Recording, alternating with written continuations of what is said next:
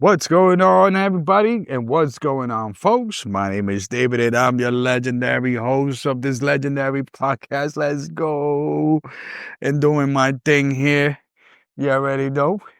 If you hear some little birds chirping in the background, some little noise in the background, you already know. I'm making my moves. I'm over here traveling out abroad in my beautiful island of Puerto Rico, doing a nice little podcast.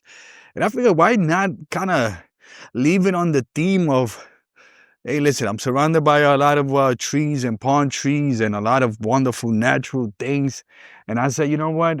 There's something that a lot of people don't know, and I found some amazing stories of what I'm about to talk. But once again, it's your boy D-constructing Topic podcast.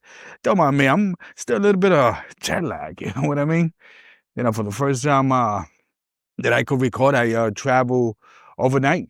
And it's not bad, you know what I mean? For those people that do the overnight because it's not that crowded, whatever the case. I think that the plane was 80%, but kind of waking up and being early in the morning, you know, it takes a toll because it throws you off, especially for those people who tend to wake up at 4:30 in the morning, 4 o'clock in the morning to start their day. But there's a difference when you start the day like that or when you end the day at that time. So, you know, it's one of those deals where, hey, we making it happen. You already know. It's the Deconstructing Topic podcast. So just doing my thing, doing our thing, doing something. And, you know, the other day I was kind of like trying to remember some of these shows that I used to watch. For those out there, you already know, hit that subscribe button, hit the share button. Have you guys ever seen the show, for those who are of age? Gilligan's Island. Yeah, I think that's that show where people got lost in an island, whatever, their boat crashed or something to that effect. You already know it's a famous show from back in those days in the 70s, 80s. I think it might be on syndication. Check it out. If you have not seen Gilligan's Island, check it out. You know, for those who like comedy, you know, you got the captain, you got Gilligan, you got the lady, I forgot her name, Ruby, I don't know. But you already know, it's a show with a bunch of different characters that just get stuck in that island. And I'm saying to myself, wow, they get stuck in the island. You know what I mean? What's new and what can you tell that it's a comedy?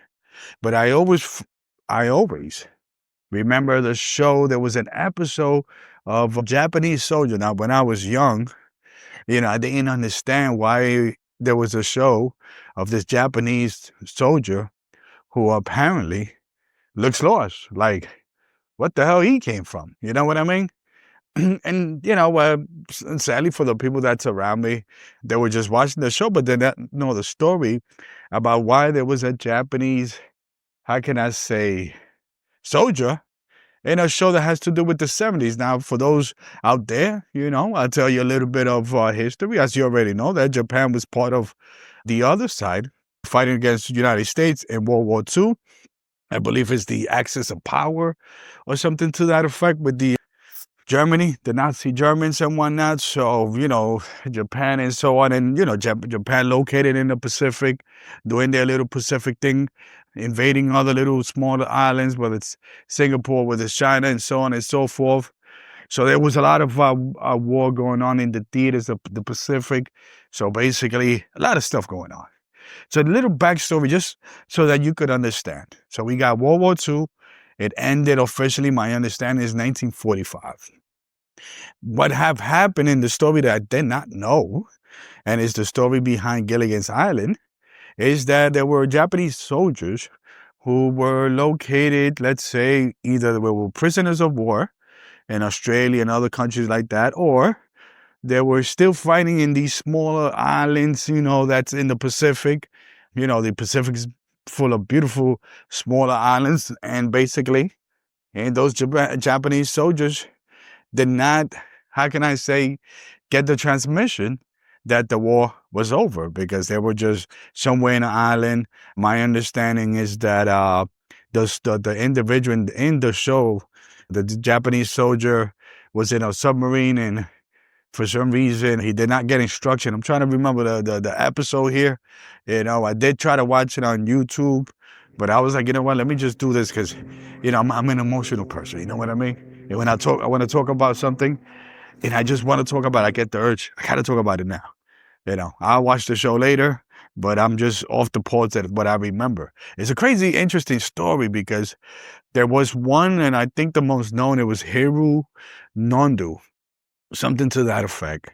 And when I'm doing this little podcast, I do my little research, so on and so forth. But me growing up, and especially in high school, I had a tremendous high school teacher, especially my social study history teacher. Shout out to him.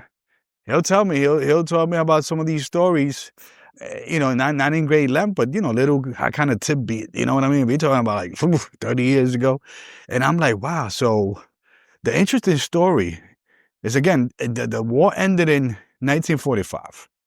Now, my understanding, the Gilligan show is like in the 70s.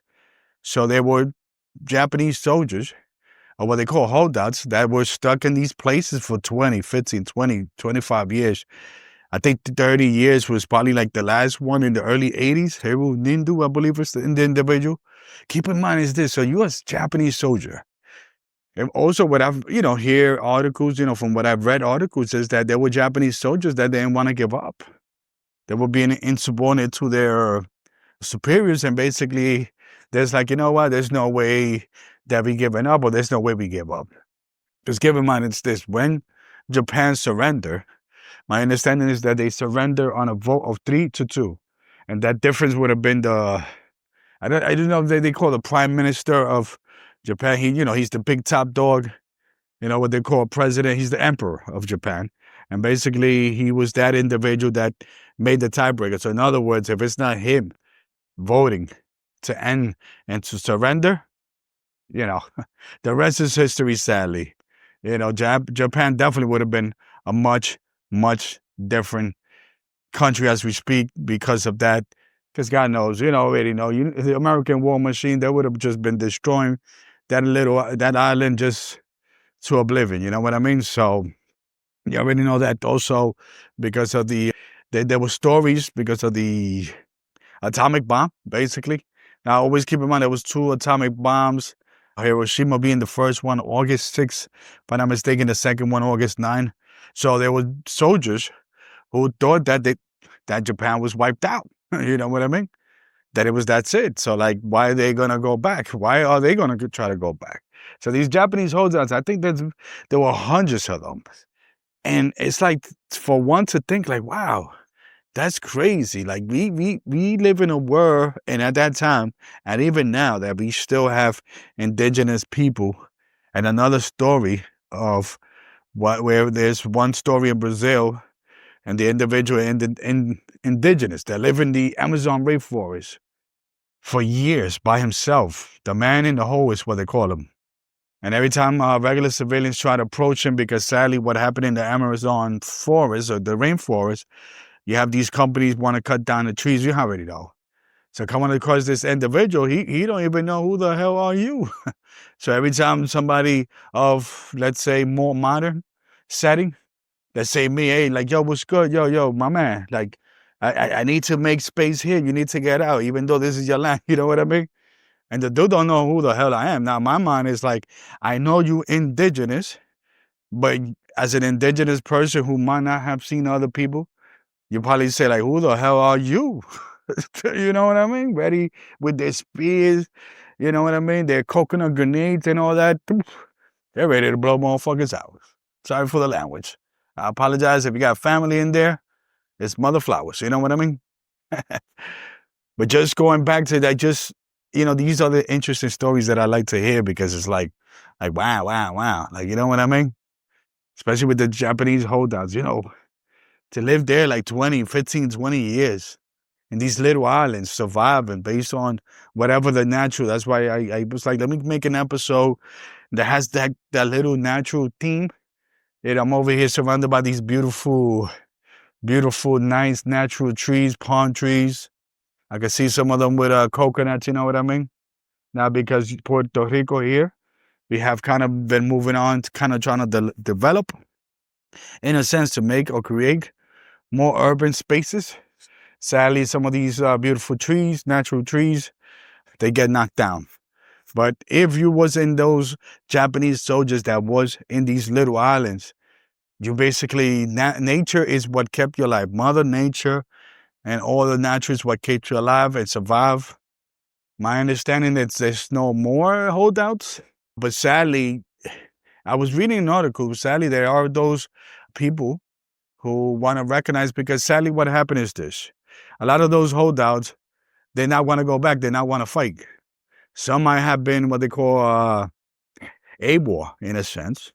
For those who don't know the term, AWOL could be where, let's say, you in the military, there's a war, and you decide, you know what, I'm out. And there's been those who deserted.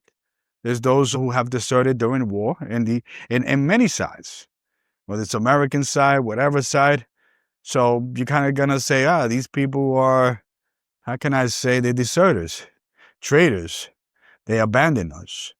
You know what I mean? So basically, there are those who are fighting for these individuals to get that recognition. And, it's one of those things that at the same time, because Japan, even though Japan, rich history, culture, its own people, beautiful people, the fact is that United States, it creeps up, and United States has always, and when I'm going to say United States, the powers that be, whether it's in Puerto Rico, Dominican Republic, any other country, whenever United States steps in and has their hands on these things, they want to make sure that your people don't know the history. Because it's very interesting that despite those that you feel traitor, there are those who did not want to quit and still battle. Wow. Japanese holdouts is what they call them. And then the other story is the man in a hole, which again, it's one of those things that it gives you that theme, that vibe. What would you do? What would you do if you was a soldier and you know that your country lost and you're in a little island? Are you going to fight? Are you going to survive? You know what I mean? And a lot of these Japanese soldiers, they found them with weapons. There are some that were conscious, because it was hundreds. And, these different, how can I say, little clusters of different stories. Because again, a lot of them were part of a certain regiment. There are those who might have, let's say, survived, but they had wounds, let's say gunshot wounds, grenades, whatever. They might have passed away during the years. So, interesting story. Japanese holdouts is basically the little story. When I saw that Gilligan's Island episode, once again, I'm like, because you got to keep in mind is this, that you already know the propaganda when it comes to the United States, and even in general, the propaganda in the United States has always been that if you're not an outside, we're paint you, whether it's through the movies, cartoons, as someone who is ugly. And we already know the history with Japan, Black Americans, African Americans, Spanish people. We get stereotyped as this villain, ugly looking, non-attractive, you know what I mean? So that individual with the Japanese soldier, they just say they're trying to paint him as a villain of the most other villains. You know what I mean? But anyways, so much. Check it out. All the links going to be in the description. What an interesting episode. Little short episode. So just give you an idea of these little stories that you'll be like, well, Thanksgiving is around the corner. Why not have a story to tell? Japanese holdouts. Let's get it. Did you know? I was listening to the D-constructing Topics podcast, and what I learned there is about Japanese holdouts from World War II. Let's get it. Much love. And I'm out of here. You already know. The legend continues. Deconstructing Topics. Check me out all over the place. Apple, Spotify, YouTube, all that good stuff. Let's make it happen. I'm out. Peace.